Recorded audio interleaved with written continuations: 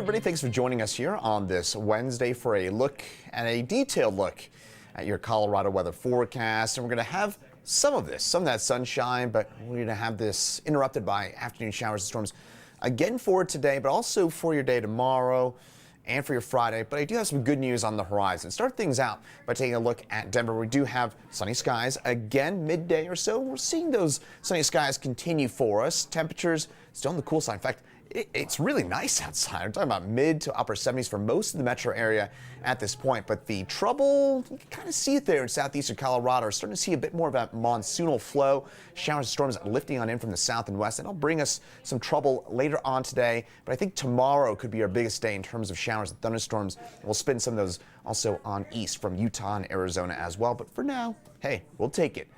We're on the dry side, but as I mentioned, we are going to see some of those showers and storms, probably a higher chance once again in the foothills in south of I-70. If you are traveling west out of Denver and you're going to use Glenwood Canyon and the I-70 corridor there, keep in mind, anytime that there's a flash flood warning, CDOT is going to shut down Glenwood Canyon, so that means you're going to have to take that really long detour. So if you can, generally speaking, over the next few days and you need to use I-70, try and do it in the morning time frame. Of course, check CDOT first, but again, check it in the morning and you'll have plenty of dry time during the morning time frame to be able to get out and use I-70 before we get those afternoon showers and storms that could shut down I-70. Meantime, for the rest of the state, Denver again, I think today we do see some of those hit or miss shower storms, 3, 4, 5 o'clock. Tomorrow we increase those shower and storm chances. I'll show you that in more detail in just a second.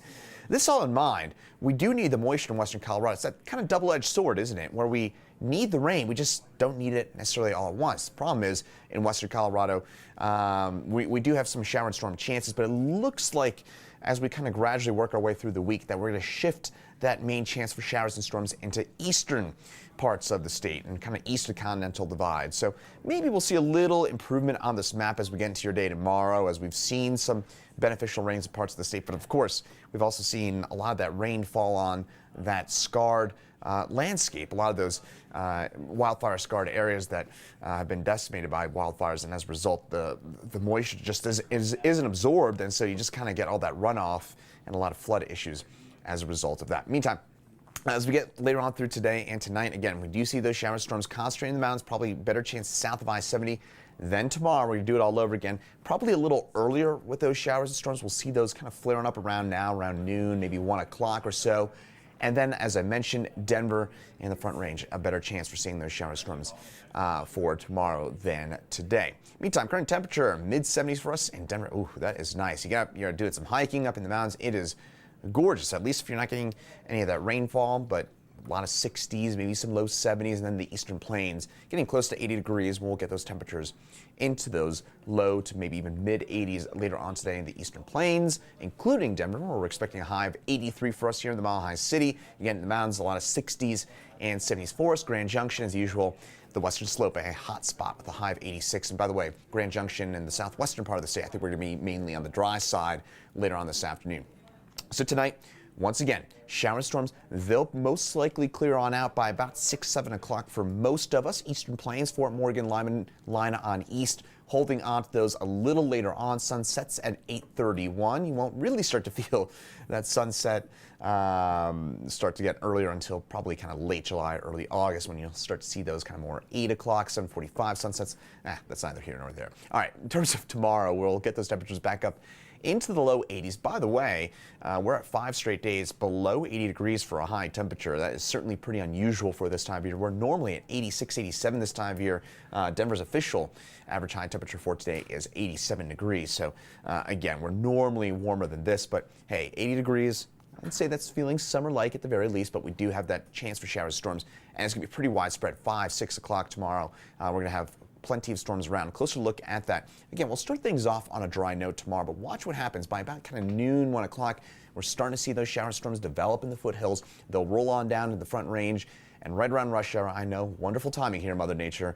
We're going to be seeing those shower storms rumble the way on through again, 4, 5, 6 o'clock tomorrow afternoon, and then they'll clear from west to east, and by 8, 9 o'clock, we should mostly be on the dry side with a lingering shower or storm or two. Highs tomorrow probably a little cooler than today. I do think that's because we're going to be seeing A bit more cloud cover, B, those shower storms develop a little earlier, so that'll knock back those high temperatures just a little bit for your day tomorrow from what we're expecting for your day today. Not expecting any severe weather, though, at this point. Never can say never in Colorado. Mother Nature likes to do some very weird things around this part of the state, as most of you know, and I think we should be, again, general dynamics are we just don't have a lot of wind shear. We don't have a lot of the things we typically look for in terms of that higher end severe weather potential.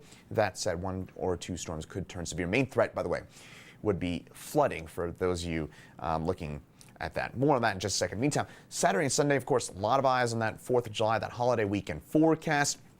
Temperatures going to be in the upper 80s to about 90. So we do get those temperatures on the warmer side. Thing to keep in mind, though, is that I do think we'll have some showers and storms around both days. Probably a slightly higher chance on Saturday than Sunday, as we'll see a ridge of high pressure build on in from the west. But both days will have a shower or storm chance. That does include Denver. But as I mentioned, I do think that most of us should stay dry. If I had to kind of characterize it, I'd probably put about 30-40% shot at a shower storm in Denver for both days, with a slightly higher chance on Saturday than Sunday. We'll update that for you as we get a bit closer. All right, 7-day forecast. Tomorrow and Friday, the big concern to me, as I mentioned, I do think it would be flooding out of all things. That's going to be the big concern, especially those scar areas, East Troublesome, Cowwood, the Grizzly Creek fire scars. Those are going to be the areas we're really going to be looking at that heightened risk for flash flooding. But really a lot of areas. I know that we had a flood advisory in western Jefferson and parts of Clear Creek County yesterday. Again, areas where you see back-to-back days of these 1.5 inch downpours. That's where we're going to be seeing that higher potential for flash flooding. And just keep in mind that the ground in a lot of cases is already pretty saturated, so we will be looking at that potential perhaps to increase as we get into the weekend for some of that flash flooding. Early next week, it does look like we're seeing more in the way of kind of dry thunderstorms, where we'll see a lot of mid to upper level moisture, and at the surface it's mostly on the dry side, which means we kind of get a lot of lightning, a lot of wind, but not a whole lot of rain. So Monday, Tuesday, Wednesday, keep that in mind. But temperatures back up into the low 90s and some early signals that maybe mid to late next week we'll get back to our regularly scheduled low to mid 90s that we've been kind of missing here for the last little while. So that's the overall look at the forecast. Going to take some of your questions here on our Facebook page. By the way, if you are joining us on Facebook, remember you can just type in a question below and I'll try and answer it for you as best I can. Of course, when it comes to Colorado's weather, sometimes those questions can be a little bit on the tough side to answer. But Daniel asking about those storms potentially being severe tomorrow or through the weekend.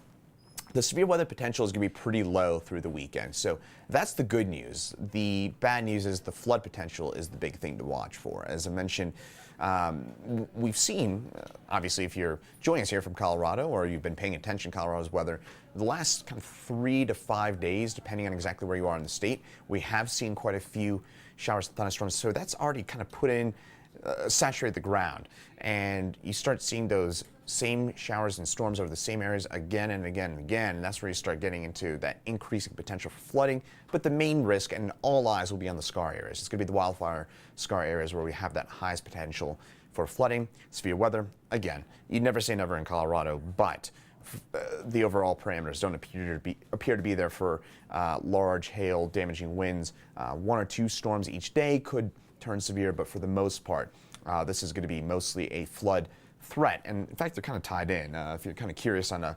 nerdier, on a geekier scale, we just don't have a whole lot of wind shear. So there's nothing really steering these storms, but it's that wind shear, it's that change in wind speed and direction with height that really increases that potential for severe weather. But when you don't have it, those storms, they just kind of stay still. They just sit and spin and just lead to a whole lot of heavy rain for one same area. That means usually you've got lower severe weather potential, but it does also mean you have that heightened flood threat. Daniel also asking if it's going to be nice through the weekend, Grand Junction. Yes, further west you go in the state, the drier, generally speaking, it's going to be. And that's a general trend. Once you get west of, say, Monarch Pass, I think we're going to be mainly on the dry side. Western slope included, the San Juans included. It does look to be pretty dry, pretty isolated storm chances you get into the San Juans.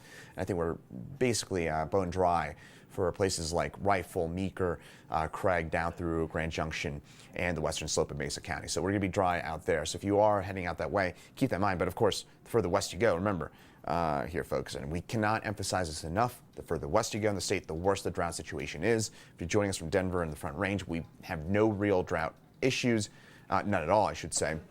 Then you get on the other side of the Continental Divide, it gets worse, and then you get out by Grand Junction and the San Juans, Telluride, Durango. It's an awful situation out there. So that does mean if you got some camping plans out there, you can forget about any sort of outdoor fireworks or anything like that, or campfires are likely going to be prohibited in all of the western part of the state. Again, forget about that. Anything with an outdoor spark outside, it is so dry out there.